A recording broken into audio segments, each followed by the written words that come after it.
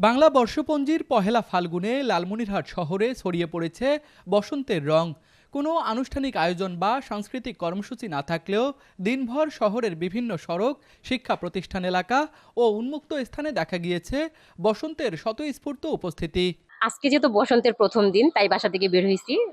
ছোট বোনদেরকে নিয়ে বের হয়েছি সবাই মিলে। ওদেরকেও দেখাইতে চাই যে আসলে বসন্তের বাতাসটা কিরকম, বসন্তের মানে কিভাবে মানুষ উদযাপন করে, ওদেরও তো জানার দরকার আছে। হলুদ শাড়ি, খোপায় ফুল ও রঙিন সাজে অনেক তরুণী বন্ধুদের সঙ্গে ঘুরতে বের হন। কেউ ছবি তোলায় ব্যস্ত, কেউ বা আড্ডায় মেতে ওঠেন। আজকে পয়লা ফাল্গুন, বসন্তের শুরু। আর বসন্তের শুরুতে আমরা হলুদ শাড়ি, হলুদ জিনিস পরতে একটু বেশি পছন্দ করি। তার জন্য আমরা একটু হলুদ ফুলও নিয়েছি।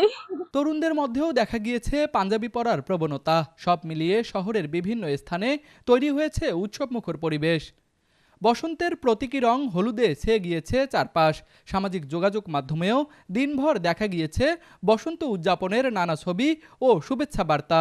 প্রকৃতির পরিবর্তনের এই দিনে আনুষ্ঠানিক আয়োজন না থাকলেও ব্যক্তিগত ও স্বতঃস্ফূর্ত অংশগ্রহণেই প্রাণবন্ত হয়ে উঠেছে বসন্তের প্রথম দিন।